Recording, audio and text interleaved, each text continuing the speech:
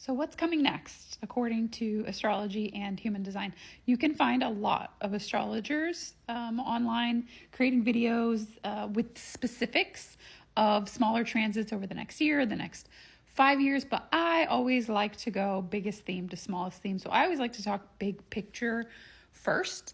And I think we overestimate what many people know and understand about astrology and spiritual systems. Like, they've been around for thousands of years, but in the context of the United States, like, this is all pretty still new and fresh. And so one of the major transits you've probably heard about, like all over the place over and over again, is that the planet Pluto is moving from Capricorn into Aquarius. And what does that mean?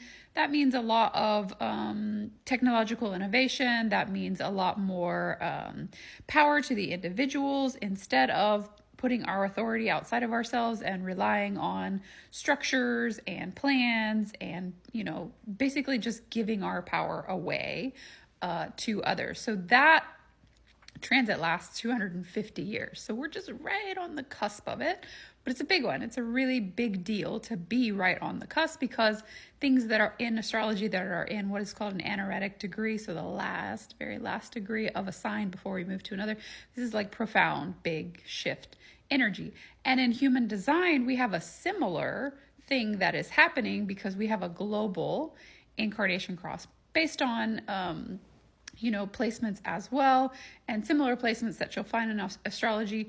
But our global cross lasts 400 years. And so we are also right on the cusp of that cross changing from the cross of planning to the cross of the sleeping phoenix. And so you kind of start to see how all of these major themes align with each other and start to kind of like energetically prepare us to have a new experience, right? To experience a new cycle while we are in our meat suit. So those are like two major things that are happening. They have very similar themes, going from giving our spirituality, giving our beliefs to somebody outside of us, someone higher up, to kind of bringing it back to like, this is my thing.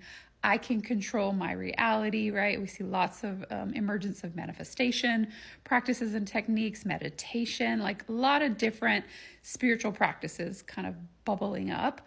And the other thing that I've talked about recently that is transiting, like big theme, this is an 18-month, is that our nodes, the nodes which are located on the moon, are changing. We've been on the Aries Libra axis and we're moving into the Pisces Virgo axis. Similar theme again. Virgo is very structured, rigid, controlling.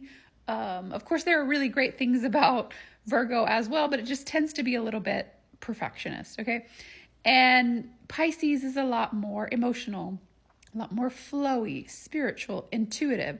And so all of these things are kind of happening all at once. And when things like this happen, inevitably we're going to push back. We're going to question. So I know you might be questioning some of your favorite astrologers if they chose to make predictions on the election and it didn't quite turn out the way that they expected.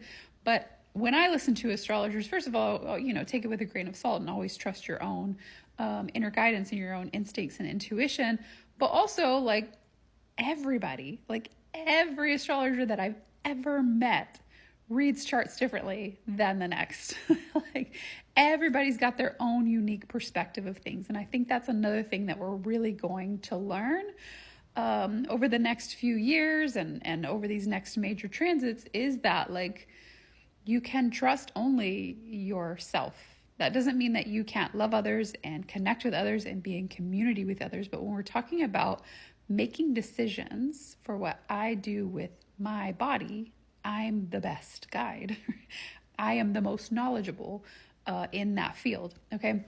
So hopefully this kind of helps clear up some of the major themes and transits. I can talk more about smaller transits, and I want to let you know that I am starting a new offer on how to read transits, both in astrology and in human design. And I will tell you, human design transits are hard to read. It gets very overwhelming. It's very technical and very complicated very quickly. But when you understand those transits, not only do you understand these bigger themes that I've been talking about, but you also understand the impacts to your path, your energy, your aura, and your own body. And so it's super interesting. I'm super jazzed and excited to start to teach this way of looking at energies and looking at how things move, both